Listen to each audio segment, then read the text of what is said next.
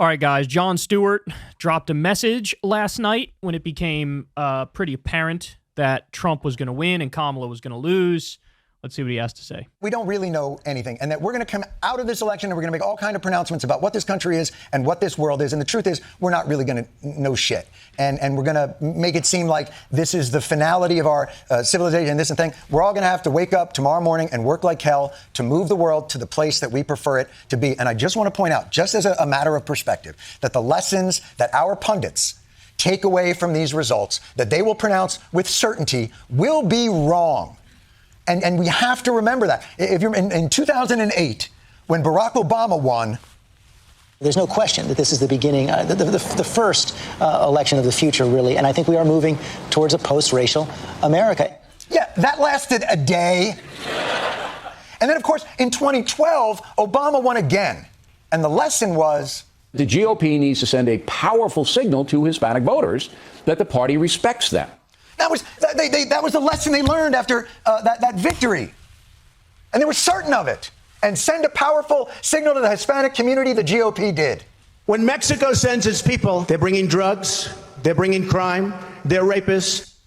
Which apparently was the winning message. And that taught Democrats in 2016 what? Maybe what the Democrats will be looking for is somebody with some inside experience, but who's a generation younger. It's obviously going to be younger. It's going to be from a new generation. Need I say it? It's a great honor and humility. I accept this nomination. And that turned out to be a winning message again, which led to an insurrection. And the lesson from that was, when Donald Trump leaves office on Wednesday morning, he will leave Washington a pariah. Donald Trump will never be allowed to set foot in the Capitol again. Never. Ever. My point is this. But this isn't the end. I promise you, this is not the end. And we have to regroup and we have to continue to fight and continue to work day in and day out to create the better society for our children, for this world, for this country that we know is possible. It's possible. This man is a national treasure, bro.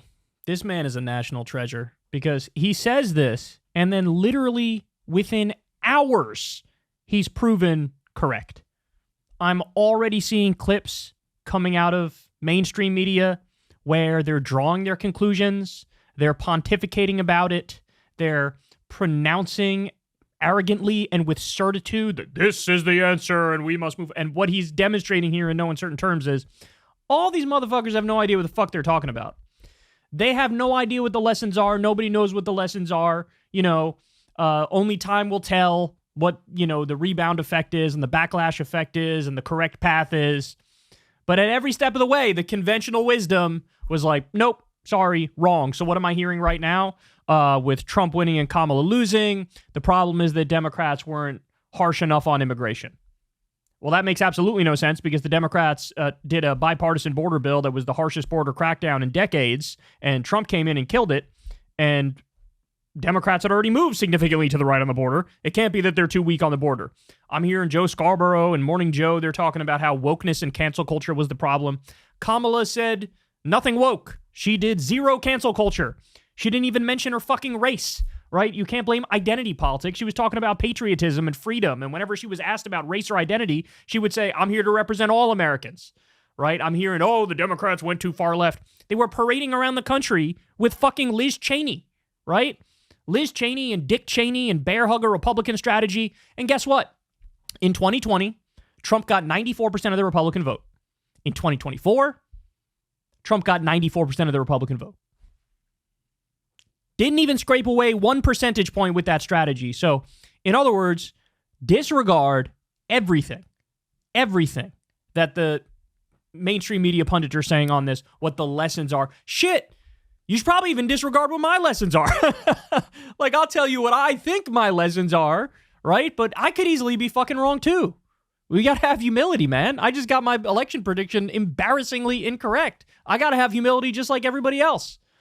So, look, I'll tell you what I think of it. Actually, this is a very good way to end this segment, to be honest, because my general reading of the situation is actually very simple. This election was an anti-incumbent election.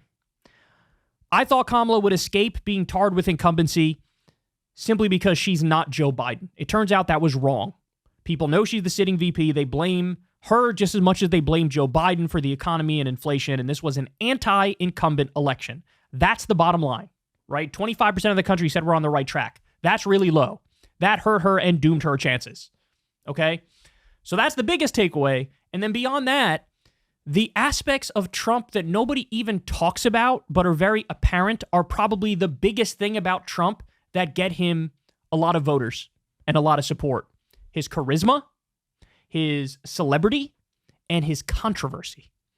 So my genius idea is Democrats obviously need to deliver materially, not just for electoral purposes, but for moral and ethical purposes. And like, that's the job of good governance, period, is to deliver for people materially.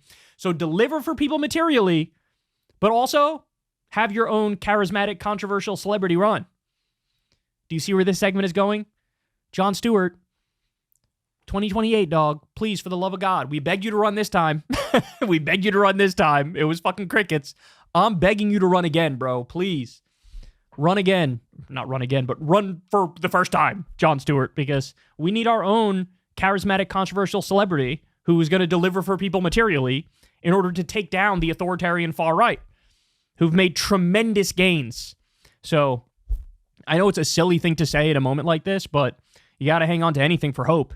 And that's what I'm hanging on to. I just don't think the Democrats have on the bench anybody that captures what Trump captures, which is people look at his arrogance and his no filter and they see authenticity, right? Where's that on the Democratic side? We have professionals who are polished. People don't like that. They think it's insincere now. We need somebody who's totally unfiltered.